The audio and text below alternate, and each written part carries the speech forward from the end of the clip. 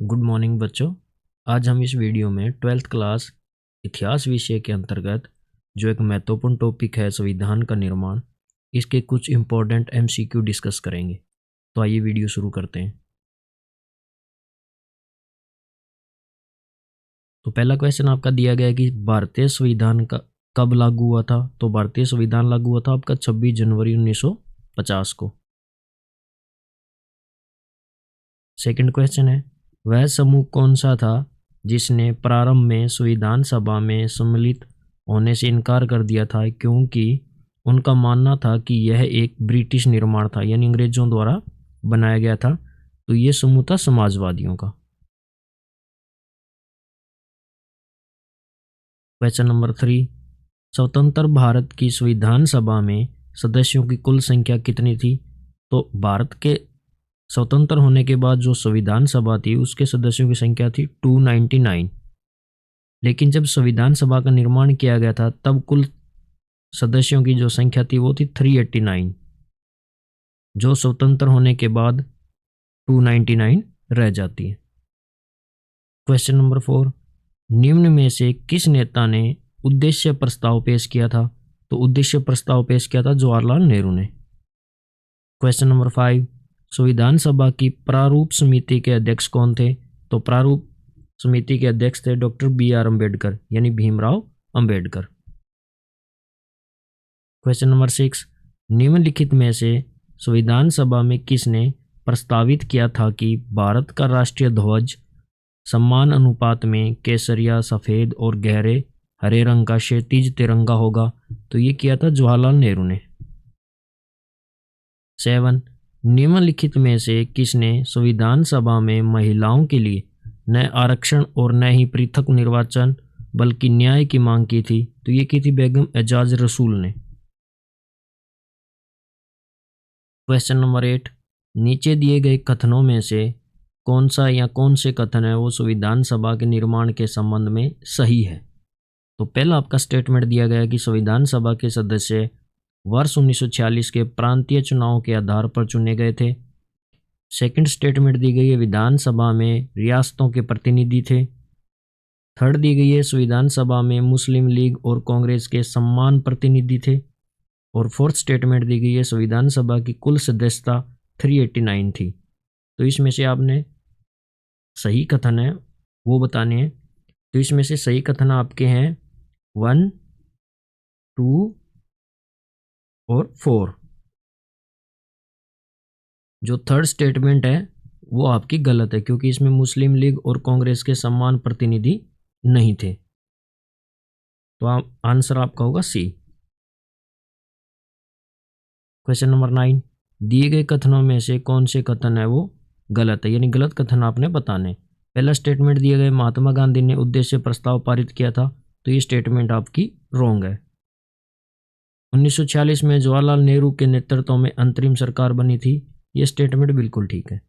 मद्रास के संथानम ने राज्यों के अधिकारों का पुरजोर समर्थन किया था। ये भी ठीक है। फोर्थ दी गई महात्मा गांधी हिंदी को राष्ट्रभाषा के रूप में रखना चाहते थे। तो ये आपकी गलत स्टेटमेंट है, यानी आंसर आपका होगा 1 और 4, यानी बी आपका आंसर होगा। क्वेश्चन नंबर 10, नीचे दिए गए कथनों में से कौन से कथन है वो सत्य है, यानी सही है वो बताने आपने। पहला कथन आपका दिया गया संविधान सभा के सदस्य अप्रत्यक्ष रूप से चुने गए थे। ये बिल्कुल ठीक है। सेकंड दी गए वो गोविंद वल्लभ पंत ने पृथक निर्वाचक मंडल का विरोध किया था। ये भी ठीक है। श्री शंकर राव ने हिंदुस्तानी को राष्ट्रभाषा के रूप में स्वीकार किया। ये भी ठीक है। NG रंगा ने आदिवासियों की गिनती अल्पसंख्यकों में की। तो ये भी ठीक है, यानी सभी कथन आपके ठीक है। क्वेश्चन नंबर 11, निम्न में से कौन सही सुमेलित नहीं है। पहला आपका दिया 15 अगस्त 1947 को भारत को स्वतंत्रता प्राप्त हुई। ये बिल्कुल ठीक है। 26 जनवरी 1950 को भारत में संविधान लागू हुआ। तो ये भी ठीक है। 13 दिसंबर 1946 को उद्देश्य प्रस्ताव प्रस्तुत किया गया था। ये भी ठीक है। 27 अगस्त 1947 को मुस्लिम लीग की स्थापना हुई। तो ये आपका सुमेलित नहीं है, यानी डी है वो आपका आंसर होगा। क्यों मुस्लिम लीग की स्थापना है वो हुई थी 30 दिसंबर 1906 में। क्वेश्चन नंबर 12, निम्न में से कौन सही सुमेलित है? तो पहला आपका दिया गया समानता का अधिकार अनुच्छेद 14 के अंतर्गत है, तो ये बिल्कुल सही सुमेलित है आपका। वयस्क मताधिकार अनुच्छेद 220, ये आपका सुमेलित नहीं है। धार्मिक स्वतंत्रता का अधिकार अनुच्छेद 198, तो ये सुमेलित नहीं है। सांस्कृतिक व शैक्षिक अधिकार अनुच्छेद 147, ये भी सुमेलित नहीं है। तो आपका आंसर होगा 1। धार्मिक स्वतंत्रता का अधिकार जो है वो है अनुच्छेद 25 से 28 के बीच में, 25 से 28 तक। और सांस्कृतिक व शैक्षिक अधिकार जो दिए गए हैं आपके, वो दिए गए हैं अनुच्छेद 29 और 30 में। क्वेश्चन नंबर 13, नीचे दी गई जानकारी को ध्यानपूर्वक पढ़ें तथा बताएं कि यह पंक्तियां किसके द्वारा कही गई है। इस सदन में जो लोग भारत का संविधान बनाने बैठे हैं और हिंदुस्तानी नहीं जानते, वे इस सभा की सदस्यता के पात्र नहीं है, उन्हें चला जाना चाहिए।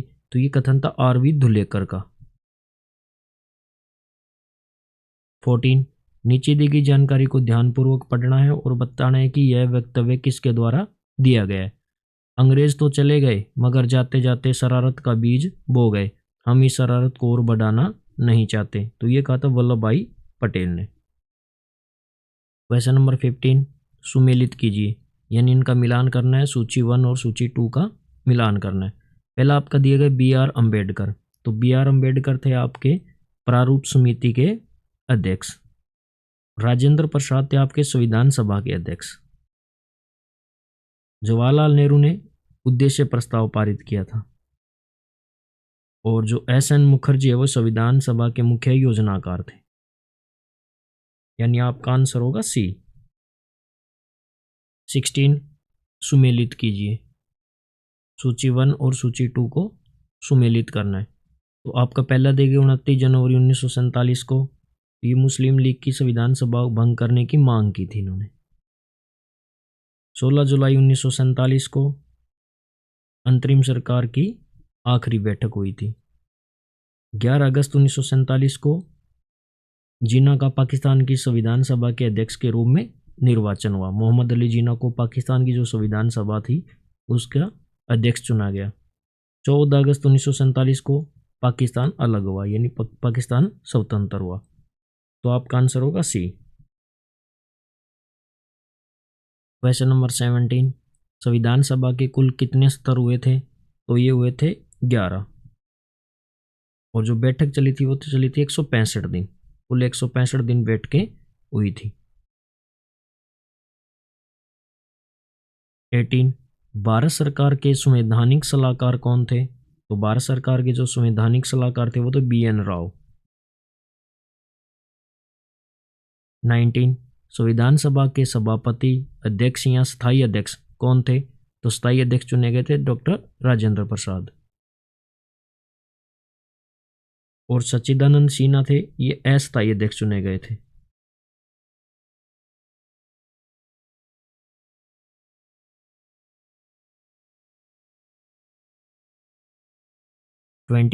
जवाहरलाल नेहरू ने संविधान सभा के समक्ष उद्देश्य प्रस्ताव कब पेश किया था? तो उद्देश्य प्रस्ताव पेश किया था 13 दिसंबर 1946 को। किसने कहा था कि पृथक निर्वाचिका एक ऐसा विषय है जो हमारे देश की राजनीति में समा चुका है? तो ये कहा था सरदार पटेल ने। 22, संविधान सभा के सदस्यों का चुनाव किस आधार पर हुआ था? तो संविधान सभा के जो सदस्य थे वो चुने गए थे प्रांतीय विधानसभाओं के सदस्यों द्वारा। तो B आपका आंसर होगा। भारतीय संविधान की प्रारूप समिति के अध्यक्ष कौन थे? तो प्रारूप समिति के अध्यक्ष थे भीमराव अम्बेडकर।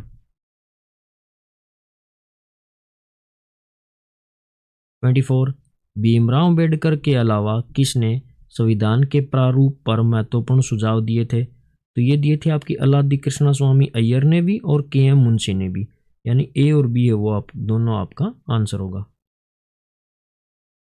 25, किस ऐतिहासिक प्रस्ताव में स्वतंत्र भारत के संविधान के मूल आदर्श की रूपरेखा प्रस्तुत की गई थी और वह फ्रेमवर्क सुझाया गया था जिसके तहत संविधान का कार्य आगे बढ़ना था? तो ये था उद्देश्य प्रस्ताव में। 26, निम्न में से कौन अंतरिम सरकार का सदस्य नहीं था? तो अंतरिम सरकार के सदस्य नहीं थे महात्मा गांधी जी। राष्ट्रीय आंदोलन के दौरान किसने दमित जातियों के लिए पृथक निर्वाचिका की मांग की थी? तो ये की थी भीमराव अंबेडकर ने। संविधान सभा की भाषा समिति के फॉर्मूले के अनुसार हिंदी को राष्ट्रभाषा बनाने के लिए हमें धीरे धीरे आगे बढ़ना चाहिए।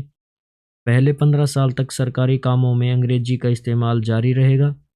प्रत्येक प्रांत को अपने कामों के लिए कोई एक क्षेत्रीय भाषा चुनने का अधिकार होगा। तो ये सारे के सारे सुझाव है वो भाषा समिति ने दिए थे। तो उपरोक्त सभी आपका आंसर हो जाएगा। निम्न में से कौन यह चाहते थे कि हिंदी को राजभाषा नहीं बल्कि राष्ट्रभाषा घोषित किया जाए? तो ये चाहते थे आर.वी. धुलेकर। 30 अंतरिम सरकार के गठन के बाद उपराष्ट्रपति किसे बनाया गया था? तो उपराष्ट्रपति बनाया गया था जवाहरलाल नेहरू को। और जो अंतरिम सरकार का जो गठन था, इसके गठन की घोषणा की गई थी 25 अगस्त 1946 को, और इसका गठन कर दिया गया था 2 सितंबर 1946 को। और ये सरकार जो अंतरिम सरकार बनाई गई थी ये चलती आपकी आज़ादी तक, यानी 15 अगस्त 1947 तक इसने कार्य किया। और इसमें जो उपराष्ट्रपति चुने गए थे वो चुने गए थे जवाहरलाल नेहरू। 31 संविधान सभा का प्रथम अधिवेशन कब हुआ था? तो प्रथम अधिवेशन हुआ था 9 दिसंबर 1946 को। तो आज हमने इस वीडियो में संविधान निर्माण के जो महत्वपूर्ण क्वेश्चन थे वो डिस्कस किए। आपको वीडियो कैसी लगी कमेंट करके ज़रूर बताएं। अगर चैनल को सब्सक्राइब नहीं किया है तो चैनल को सब्सक्राइब कीजिए, वीडियो को अधिक से अधिक लाइक कीजिए और शेयर कीजिए। Thank you.